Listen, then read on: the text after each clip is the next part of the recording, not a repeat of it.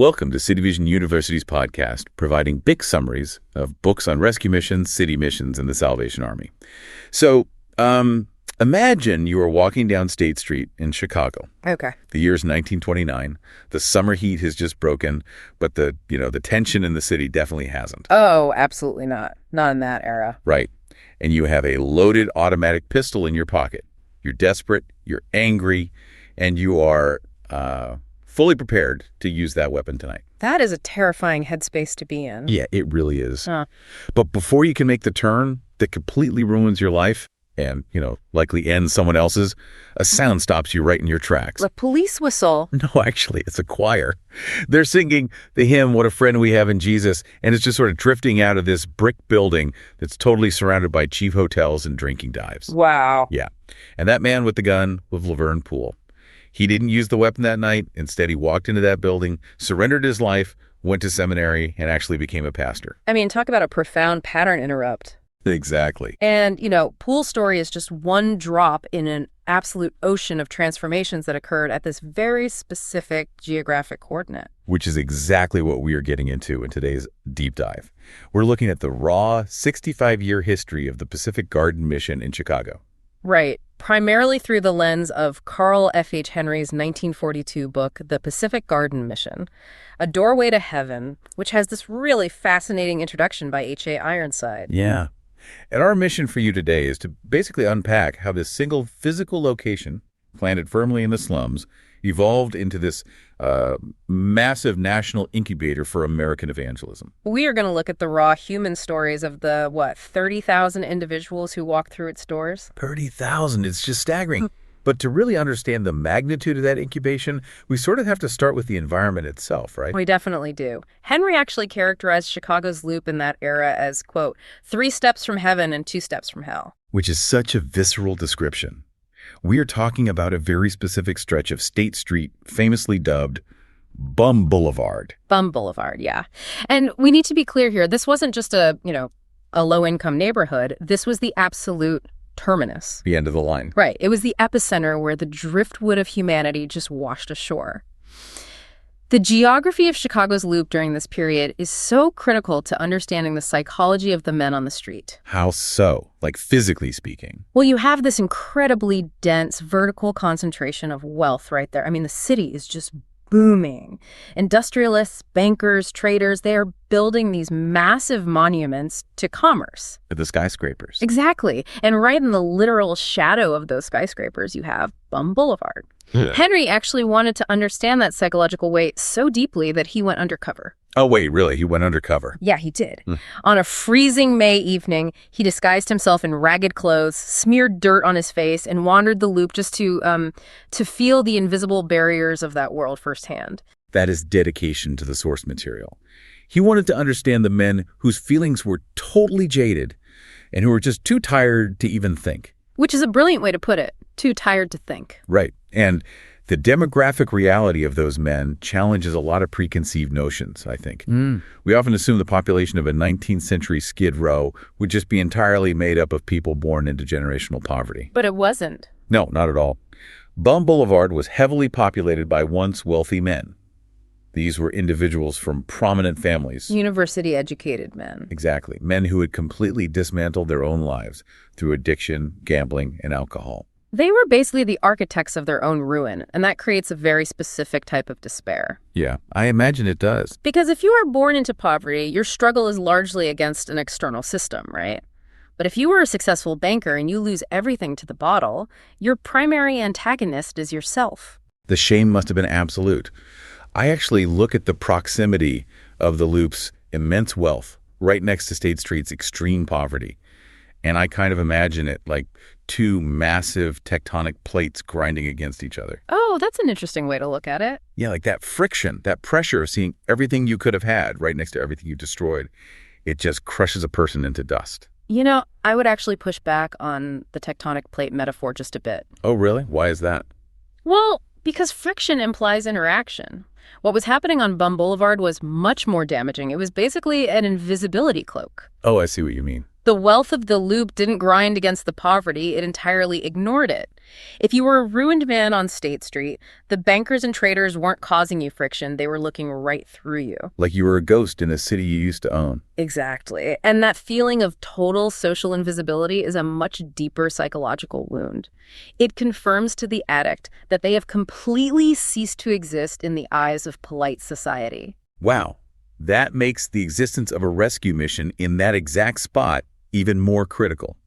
Because you can't cure invisibility by, setting up a pristine stained glass chapel and expecting a ghost to walk through the doors. No, definitely not. They know they aren't welcome in polite spaces. Right. Which brings us to the brilliant and honestly pretty subversive origin of the mission's name and location. Yes, the Clarks. Yeah, Colonel George R. Clarke and his wife, who is known to everyone as Mother Clarke, they needed a permanent home for their outreach. And they didn't just go build a traditional church. What did they do instead?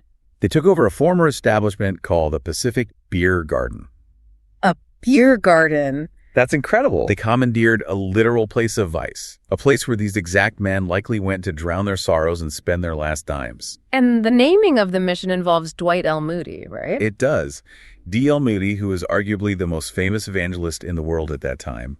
He's preaching to tens of thousands, drawing comparisons to historical giants like Wesley and Whitefield. So Moody visits Chicago. Right, he visits, and Clarke tells him about securing the Pacific Beer Garden and asks what they should call the new operation. And Moody tells him, just keep the name, but change the purpose.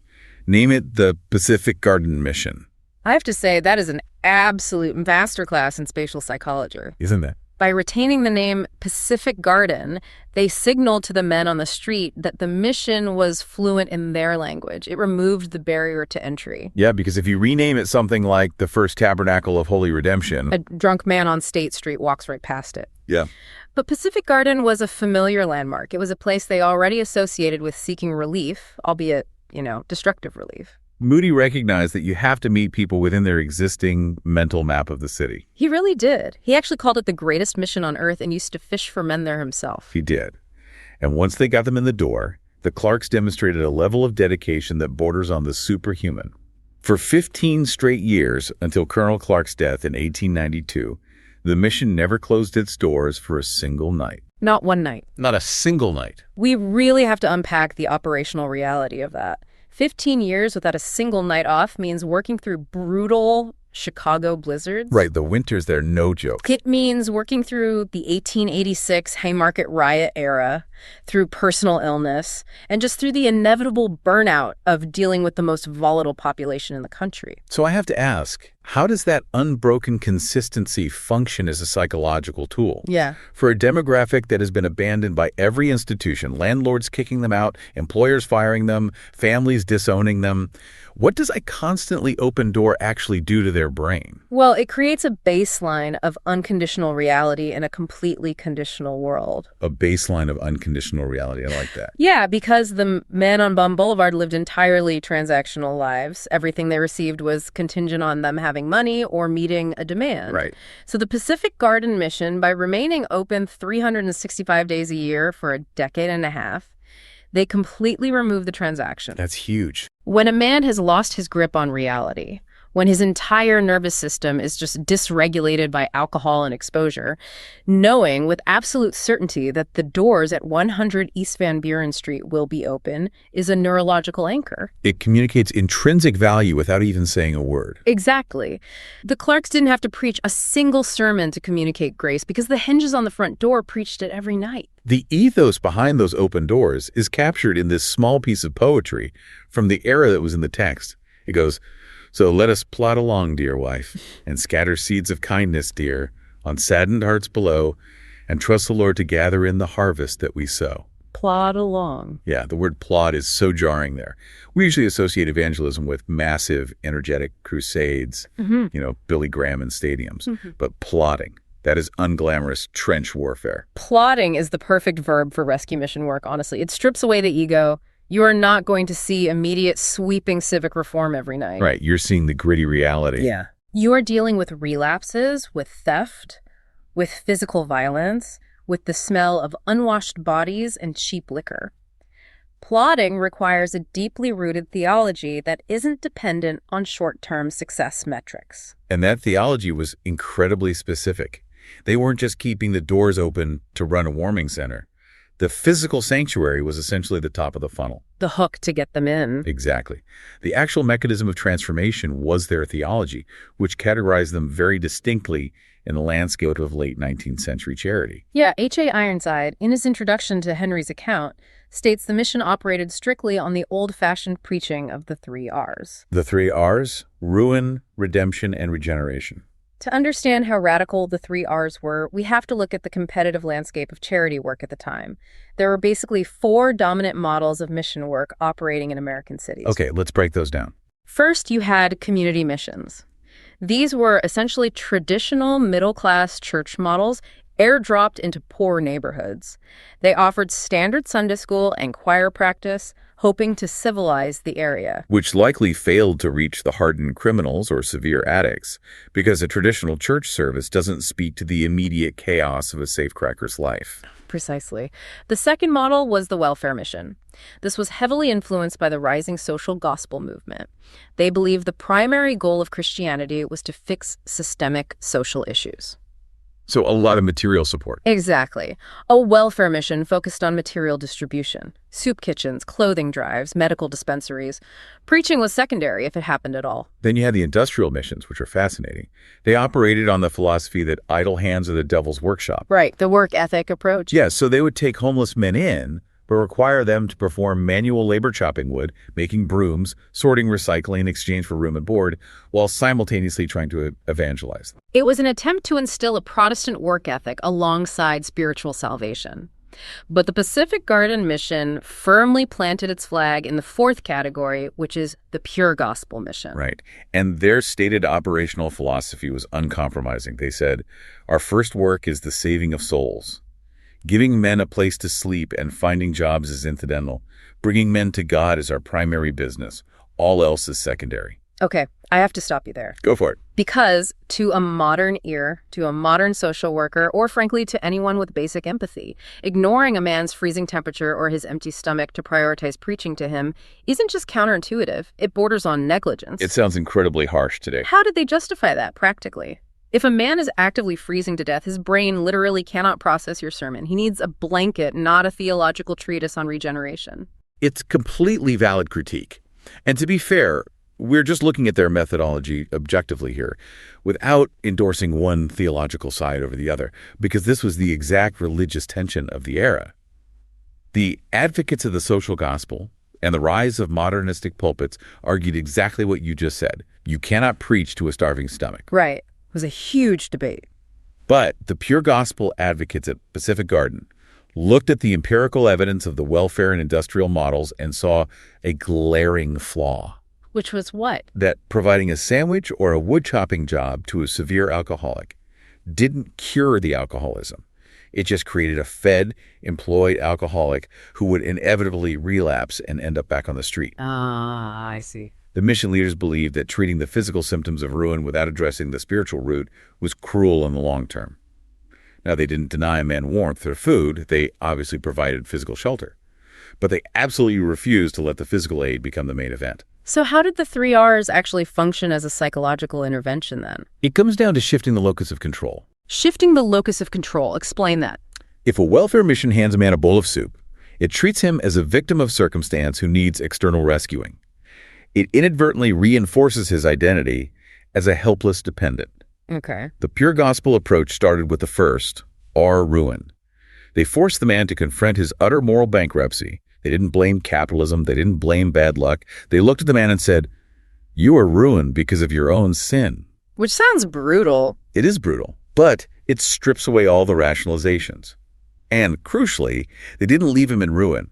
They immediately offered the second R, redemption. And redemption requires action. Exactly. Redemption required the man to make an active choice. He had to walk down to the altar. He had to participate in his own rescue. Psychologically, this tells the addict, you are not a helpless victim. You possess immense agency.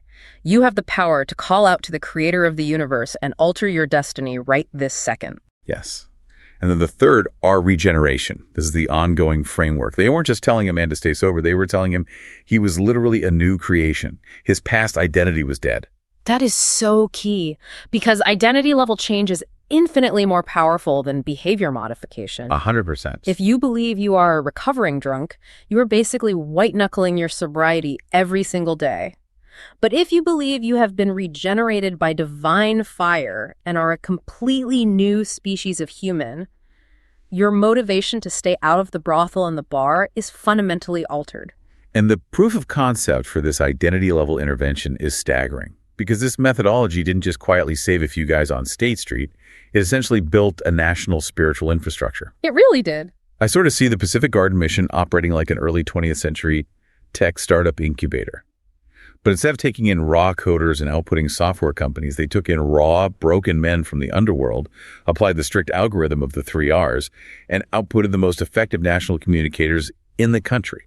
The multiplier effect is just undeniable, and the linchpin of that era was Harry Monroe. After Colonel Clarke died, Monroe became the superintendent from 1892 to 1912. Right. And he was a master of targeted street-level engagement. He didn't wait behind the pulpit. He literally stood on the curb outside the mission and called out to the foot traffic. It wasn't inviting the bankers in either. He was specifically shouting out to the, quote, dips, yeggs, burglars, and second-story workers. We should probably define those for everyone. Yeah, so a dip is a pickpocket, a yeg is a safecracker, and a second-story worker is a cat burglar. He is standing on the street corner, directly challenging the criminal underworld. That takes guts. He would yell, "Don't you men want to hear the story of other men who used to be dips, yags, burglars, and who today are respectable and have fine families?" That is highly sophisticated, demographic-specific marketing right there. He is offering them empirical proof of concept. Exactly. He's saying, I know what you do. I know the exact crimes you commit. Come inside and look at a guy who used to hold your exact job, but who is now free. And under Monroe's leadership, the mission birthed what became known as the triumvirate of American evangelism: Monroe himself, Mel Trotter, and Billy Sunday. Billy Sunday's trajectory is absolutely wild. Oh, it really is. He goes from being a professional baseball player for the Chicago White Stockings to wandering into the mission, getting saved, and eventually becoming a cultural titan. He shook the very fiber of great American cities. He was speaking to crowds of tens of thousands in these massive, custom-built wooden tabernacles long before Billy Graham ever took the stage. And he always returned to Pacific Garden when he was in Chicago. And then Mel Trotter was equally influential in the specialized field of rescue work. Trotter was a severe alcoholic. The historical record indicates he was actively contemplating throwing himself into Lake Michigan to end his life before he found his way into Pacific Garden. It's terrifying how close he came. Yeah. And after his conversion, he didn't just become a preacher. He became an architect of rescue. He founded dozens of missions across the United States, explicitly modeling their operational and theological framework on the Pacific Garden standard. And the mission also served as a training ground for others, right? Like C.C. Beatty, who filled in for Dr. R.A. Torrey and earned the nickname Doc Torrey, or Dr. Joseph Croft Dent, winning his first soul there. Yes, exactly. There's this wonderful humanizing detail about these 3 giants, though: Monroe, Trotter, and Sunday. They were preaching to millions, dealing with intense national fame. But every single year, they would hold a reunion at the Rescue Mission Conference at Winona Lake, Indiana. I love this story. And what was the highlight of the retreat for these hardened street-fighting evangelists? It was Sunday's country dinners. Yes. They would sit around eating fried chicken, mashed potatoes, Indiana corn, and massive tomatoes. Monroe and Trotter would habitually invite themselves back for the following year before the grace was even said. It's just so wholesome. It grounds them. It reminds us that underneath the bravado in the national headlines, they were really just men who shared the profound, intimate bond of having been rescued from the abyss. Absolutely. They understood that their power didn't come from their seminary degrees, mainly because they didn't have them. Their power came from their lived experience. And that lived experience is the exact mechanism that bridged the massive cultural and linguistic barrier of the era. If you take a highly educated, wealthy theologian from a prestigious seminary and put him in front of a room full of safecrackers, the communication breaks down immediately. Oh, of course it does. The theologian doesn't speak the language of the street. Right. And the safecracker dismisses the theologian as a tourist who doesn't understand real suffering. But when you put Dick Lane on the platform, an ex-safecracker who was converted at the mission, The dynamic shifts instantly. Lane possesses absolute credibility. He's lived it. He knows the slang, he knows the specific paranoia of living outside the law, he knows the mechanics of the criminal mind. So when he speaks about the ruin of his old life, the active safecracker in the audience can't dismiss him. Right. The mission basically accidentally perfected peer-to-peer intervention decades before it became a standard sociological practice. They really did. Let's dive deeper into some of those specific peer-to-peer stories, what the history calls murderer's row. Because these weren't men who needed a slight behavioral adjustment. They were highly successful predators or men on the brink of violence. Like George Delos Snow. Yes, George Snow. He was a professional gambler for 25 years. He ran card games, dice, and horse betting operations. In one specific night, his gambling house netted a profit of $1,150 in just the first 3 sittings. We really have to contextualize that number to understand the stakes of his conversion. In the late 19th or early 20th century, $1,150 is staggering wealth. Like life-changing money. It is the equivalent of tens of thousands of dollars today, generated in a matter of hours. Snow wasn't a desperate, starving man shivering in an alley. He was a highly lucrative operator in the underworld. Which totally proves the mission's thesis. The welfare missions assumed that poverty was the root of the problem. But George Snow wasn't poor. He had immense cash flow. His ruin wasn't financial, it was entirely spiritual. Right. Walking away from an operation generating that kind of untraceable cash requires a massive structural shift in a person's value system. Exactly. Snow's conversion demonstrates that the pure gospel approach could reach the apex predators of the street, not just the casualties. And then you have the story of Laverne Poole, who we mentioned at the very beginning with the loaded gun, drawn in by a hymn, completely transformed. It's cinematic. And you also have the equalizing power of the altar, perfectly illustrated by Dick Lane, the safecracker we just talked about. After his conversion, Lane develops an incredibly close friendship with Victor Lawson. Victor Lawson, the publisher of the Chicago Daily News. This is a man of immense civic influence and wealth, a titan of the Chicago establishment, and he is close friends with a guy who used to blow the doors off bank vaults. That friendship is the physical manifestation of their theology. In the outside world, Victor Lawson and Dick Lane belong to completely different stratospheres. Lawson's newspaper probably recorded on the crimes Lane committed. Wow, I never thought of that.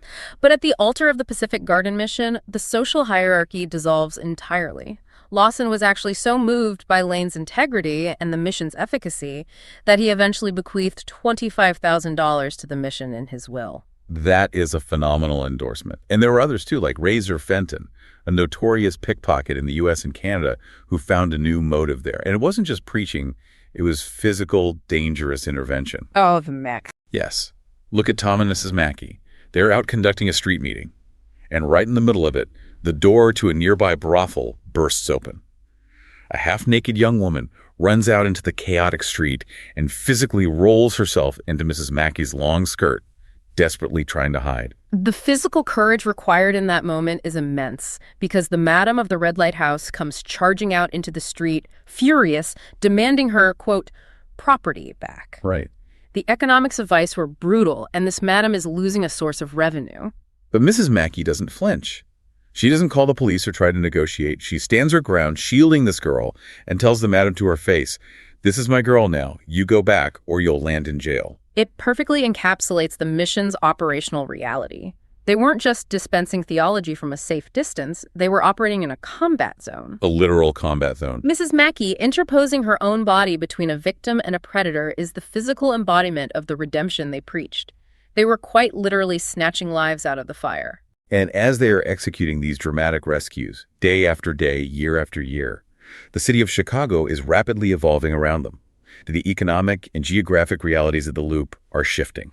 Which brings us to the 1922 lease crisis. Yes, one of the most fascinating operational chapters in the mission's history. So for 40 years, the mission had been an immovable anchor at 100 East Van Buren Street. But in May 1922, the lease was up. And the landlord realized what was happening. Exactly. The landlord recognized the booming real estate value of the Loop and decided to capitalize on it. The rent, which had been a manageable $5,500 a year, was suddenly hiked to an impossible $12,000 to $14,000 a year for a 5-year renewal. That is an existential threat to a nonprofit organization that relies entirely on donations. It's a classic urban gentrification story happening a century ago. Right. The Board of Trustees is paralyzed.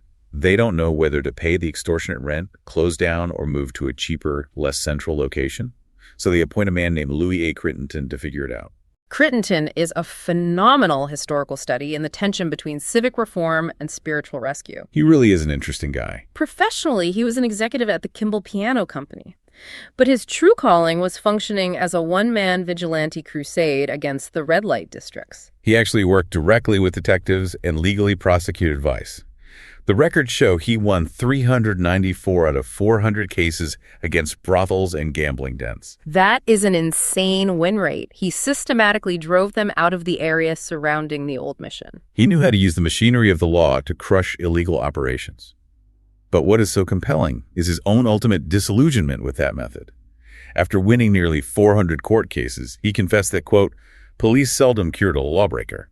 That is a profound realization for a legal reformer. He realized that shutting down a building with a padlock doesn't change the human heart. It just displaces the behavior to another neighborhood. You can't regulate transformation. Exactly. He understood that the law can constrain, but only grace can transform. And that philosophy drove his methodology for finding the mission's new home. So how does an executive turned vigilante find a new piece of real estate? He doesn't just look for the cheapest warehouse on the outskirts of town. No, he goes full corporate. He applies ruthless, data-driven corporate analytics to the business of saving souls.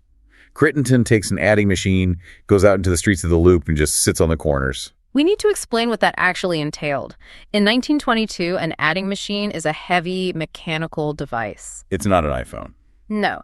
Crittenton is sitting there manually tabulating pedestrians. He is conducting an empirical demographic survey. He wants to know exactly where the target audience, the homeless, the evicted, the desperate, are actually walking at night. Using an adding machine to count foot traffic is exactly what a modern retail chain like Starbucks or McDonald's does today to place a new store. They applied ruthless corporate efficiency to the business of saving souls. They wanted maximum visibility to their highest converting demographic. Right. And Crittenton realized that the Bum Boulevard demographic was slowly migrating. His data proved that many more fish could be caught further south, near State and Polk Streets, than at their current location on Van Buren. It demonstrates a remarkable lack of institutional sentimentality. Most organizations, especially religious ones, become deeply attached to their historic buildings. Oh, they would have clung to it. They would have bankrupted themselves trying to pay the $14,000 rent just to preserve the sacred space where Billy Sunday was saved. But Crittenton and the board looked at the data and realized the building wasn't sacred. The mission was. Wow, that is such a powerful distinction. So based on the adding machine data, they secure a 3-story brick building at 650 South State Street. And the location is brilliantly strategic. Right in the middle of a lodging house district. Exactly. The estimates from that time suggest that within a few blocks of their new front doors, 5,000 homeless men slept every single night. They used data analytics to move the lighthouse directly into the center of the shipwreck. And that relocation ensured the mission's survival and relevance into the modern era. It allowed subsequent generations of leaders to build on that foundation. Like Walter J. Taylor. Yes, Taylor arrived in 1918 and stayed for 18 years. He was a man who understood the institutional DNA deeply, having stood side by side with Mel Trotter at the doors of the old Van Buren mission, handing out tracts. And later, you have a superintendent named Saulnier. He represents a pivot in their tactical approach. Saulnier came from the Christian Endeavor organization, and he brought a highly aggressive, proactive energy. He realized that just keeping the doors open wasn't enough anymore. Right.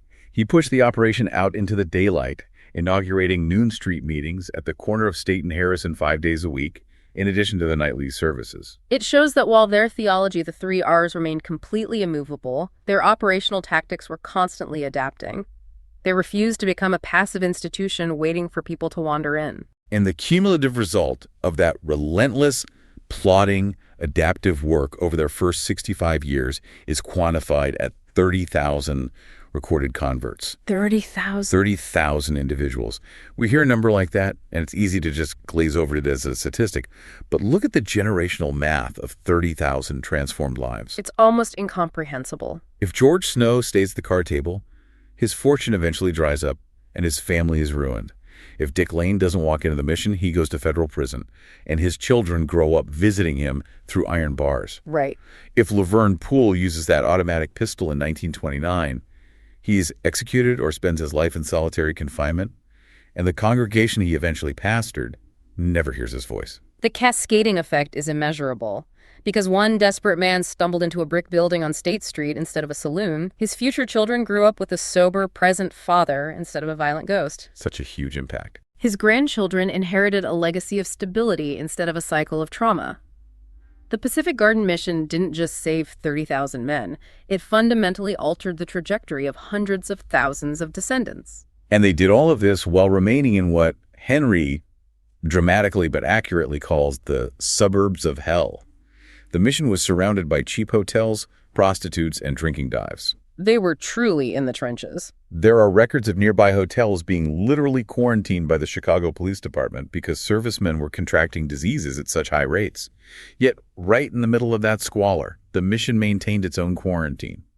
A quarantine against vice, sustained through sheer spiritual presence. It stood as an immovable, unconditional reality, a place where the locus of control was handed back to the broken.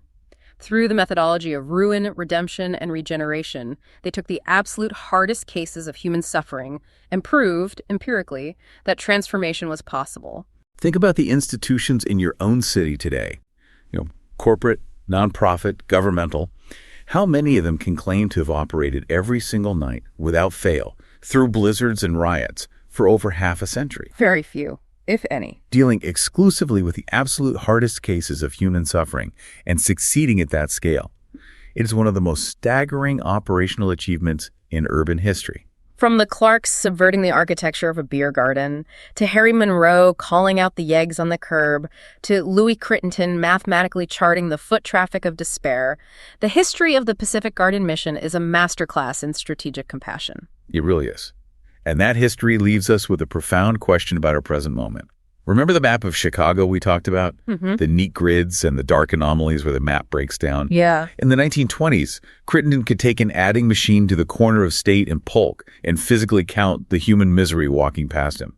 But cities are living organisms. Today, our urban centers are vastly different. They are gentrifying. Exactly. The old cheap lodging houses are gone, replaced by luxury condominiums, boutique hotels, and artisanal coffee shops. The desperate haven't disappeared, but they have been pushed out. Displaced. They are displaced to the hidden peripheries of the city, living in encampments under highways, or they suffer entirely invisibly, trapped in the atomized, digital isolation of our modern age. That is so true. You don't see the gambling addict on the street corner anymore. The casino is an app on his phone in a quiet suburban bedroom. The ruin is just as profound, but it is infinitely harder to locate. So here's the thought I want to leave you with today. If Colonel Clarke or Louis Crittenton were alive right now, walking our gentrified streets with their unyielding determination and their desire to find the epicenter of human wreckage, where would they set up their doorway to heaven today? Where is the modern bum boulevard, and how do we build a lighthouse there? That is a phenomenal question to ponder. Thank you so much for joining us on this deep dive.